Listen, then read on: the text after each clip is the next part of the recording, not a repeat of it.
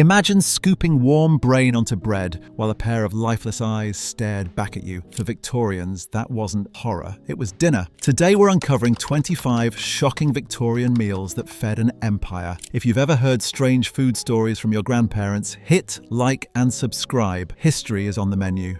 1. Workhouse gruel. Gruel became the symbol of Victorian poverty. Thin oats boiled in water, sometimes so watery the spoon barely stood upright. Dickens made it infamous through Oliver Twist, but reality was harsher. In workhouses, rations were small by design. Keeping the poor weak was part of the system. Children often fainted from hunger, and adults wasted away on these meagre portions. At home, slightly richer families added treacle or milk when available, but the stigma lingered. Gruel wasn't just food, it was punishment, a reminder that poverty meant blandness and shame. Survivors later remembered its taste as both hunger and humiliation. It wasn't joy on a plate, it was punishment in a bowl. And yet, Victorians could turn bones into trembling desserts. 2. Jellied calf's foot.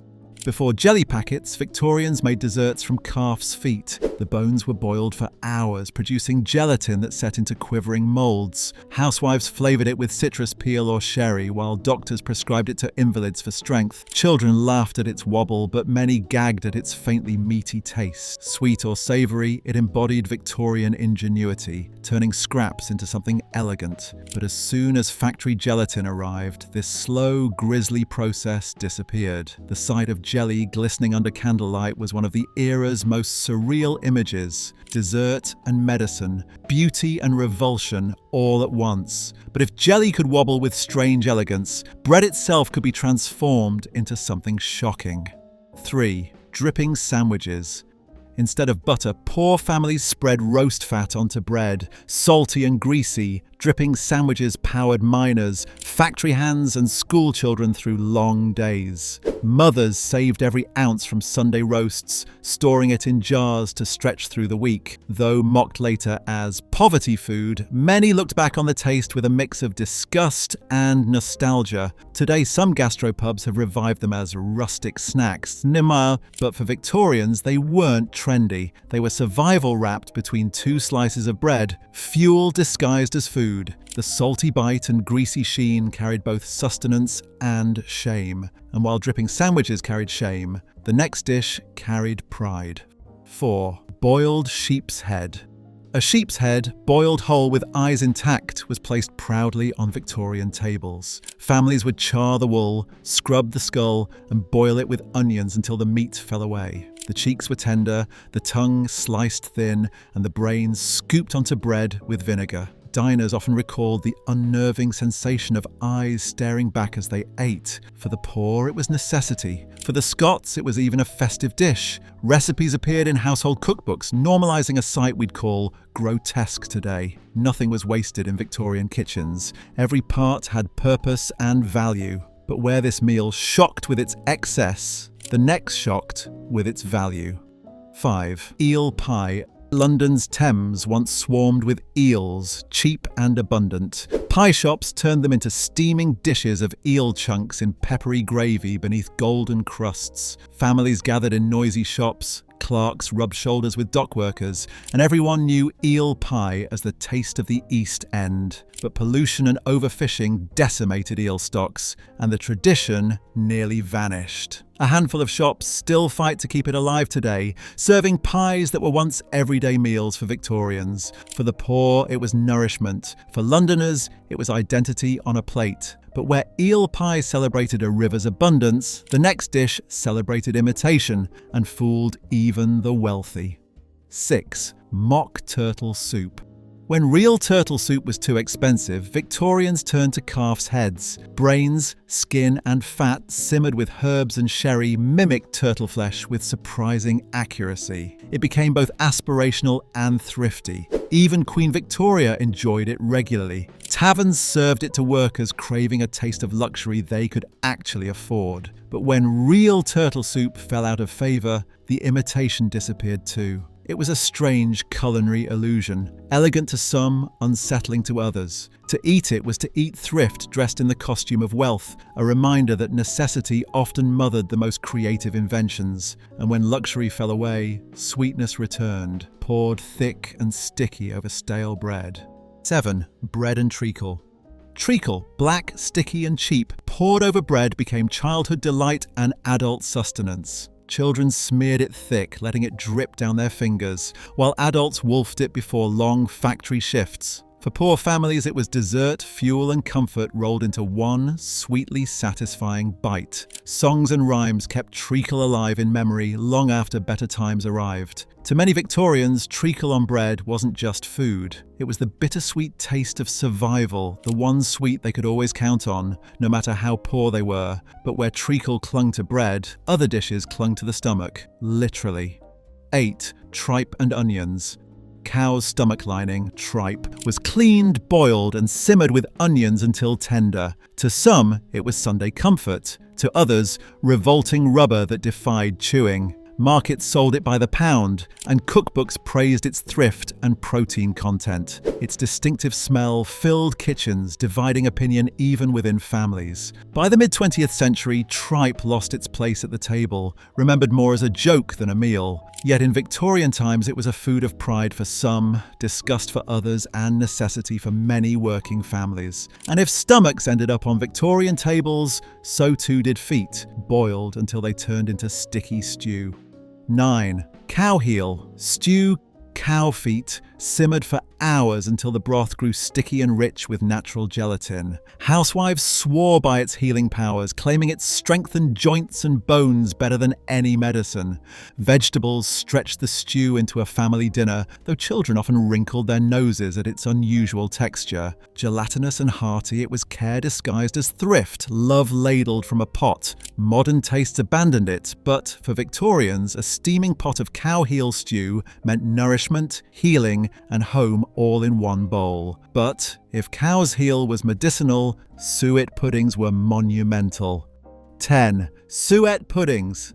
Dense puddings made with beef fat, flour and dried fruit filled Victorian homes with steam for hours. Savoury versions with meat existed too, creating hearty meals from simple ingredients. Steam for hours, they emerged heavy enough to feed entire families on celebration days. At Christmas, they were soaked in brandy and set alight, filling kitchens with blue flames and children's laughter. They symbolize both thrift and celebration, proof that even in poverty, families could create moments of magic and abundance around their tables. But not every pudding was sweet. Some dinners were nothing but turnips boiled into misery. 11. Boiled turnip dinners. In workhouses, dinners often consisted of nothing but turnips, boiled until mushy and flavourless, bland, watery, and punishing. They filled bellies while draining spirits and hope. Inspectors described meals so flavourless they left children crying at the table in despair. At home, turnips might be mashed with butter or milk if available, but in institutions they were fuel without joy or comfort. The humble turnip became the symbol of Victorian austerity. Survival at a terrible emotional cost. Many later recalled the smell with a shudder, associating it forever with cold walls and empty stomachs. And on the streets outside, there was a sweeter temptation: cold, gritty penny ice. 12. Penny ice creams.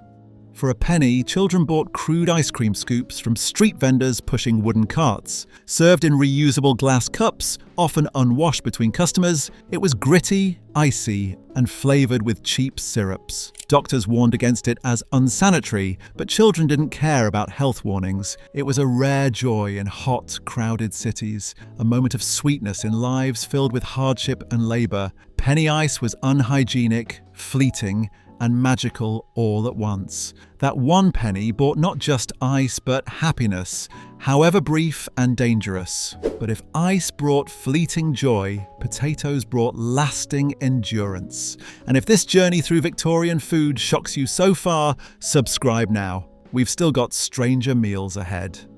13. Potato pies.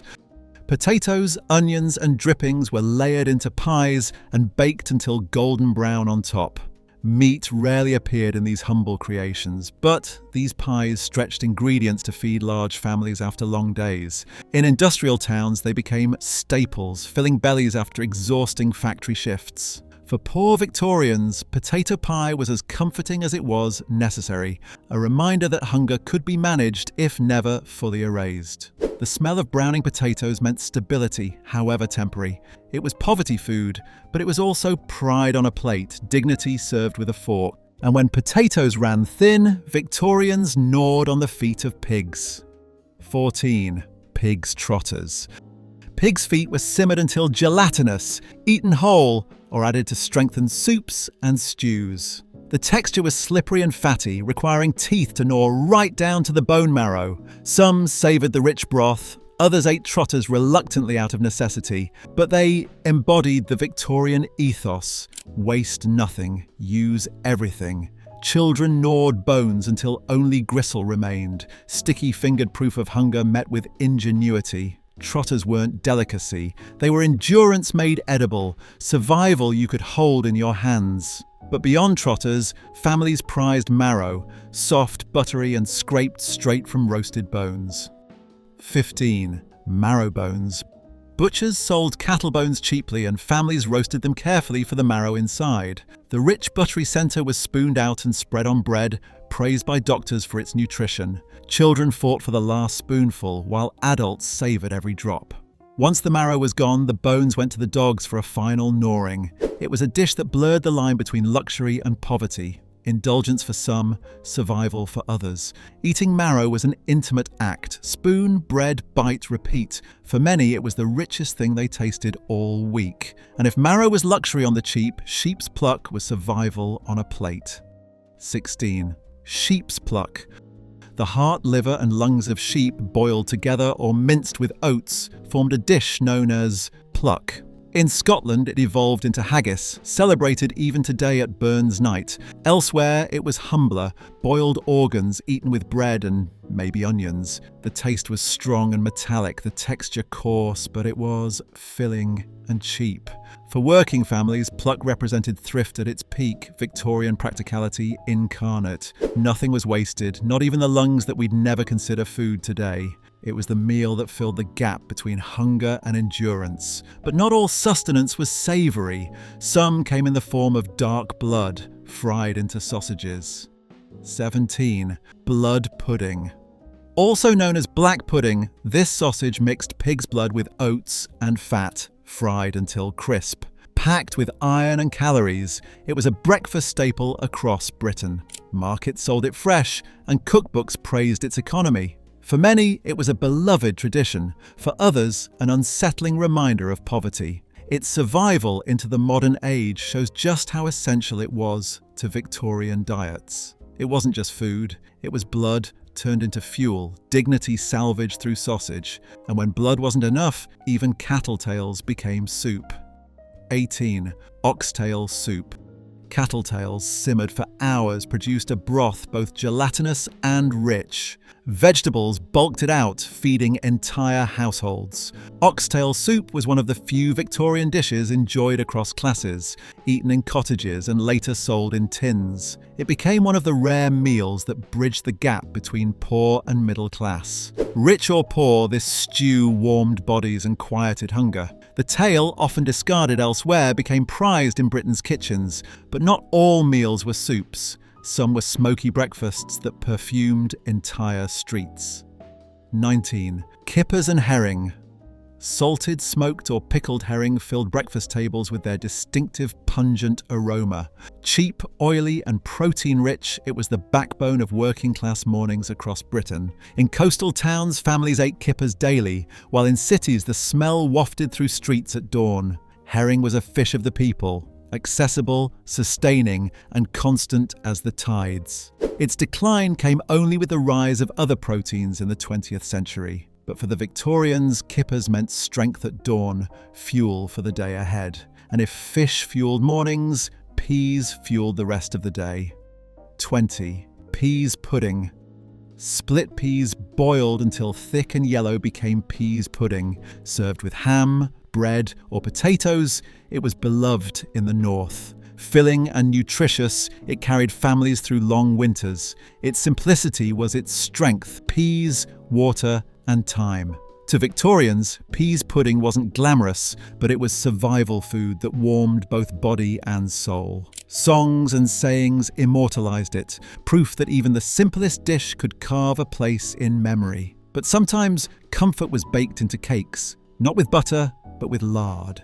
21. Lard cakes.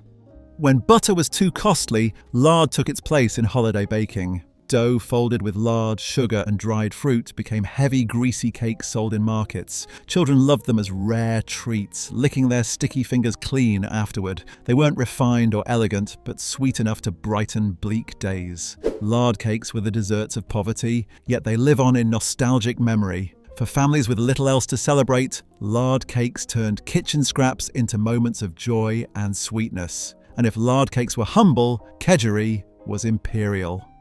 22. Kedgeree. A colonial import from India, kedgeree blended rice, smoked fish, boiled eggs, and curry powder into exotic breakfast fare. For the wealthy, it became a fashionable breakfast, proof of empire's reach into their dining rooms. Middle-class families soon adopted it too, though often simplified and less spiced. Its blend of Eastern spices and British fish marked it as exotic by Victorian standards. Kedgeree was more than food. It was empire served in a bowl, wealth and worldliness expressed in every spiced, smoky bite. But while kedgeree hinted at empire, rabbit stew hinted at home. 23. Rabbit stew. Rabbits were cheap, plentiful, and easy to trap. Stewed with onions, potatoes, and carrots, rabbit stew became rustic comfort food. In rural regions, it carried traces of local tradition, spiced with garlic or chilies. For families who couldn't afford beef, rabbit stew was the next best thing, a dish of warmth and endurance. Its aroma filled cottages, signaling not wealth, but survival. In the Victorian kitchen, rabbit was not luxury, it was lifeline. And where rabbit filled the pot, gooseberries filled the bowl. 24. Gooseberry fool. Gooseberries stewed with sugar, folded into cream, became gooseberry fool, a rare Victorian dessert that was both light and refreshing. Tart, sweet, and cooling, it was a summer highlight. Poorer families made thinner versions, but even then, it brought joy. But indulgence was rare. More often, Victorians boiled organs into broths of desperation. 25. Boiled offal broth. The ultimate waste-not dish, hearts, kidneys, lungs and livers boiled together into a broth, sometimes flavoured with onions or herbs, often not. For the poorest Victorians, it was life itself, filling, sustaining, and deeply unglamorous. Families drank it steaming, sometimes grimacing, but always grateful. To them, it was desperation turned into nourishment, and memory boiled into broth. These 25 meals may shock us today, but for the Victorians, they were life itself, food born of necessity, resilience, and survival. Which of these Victorian dishes shocked you the most? Share your stories in the comments. Let's keep these memories alive together. The flavours of history, strange as they were, remind us how far we've come.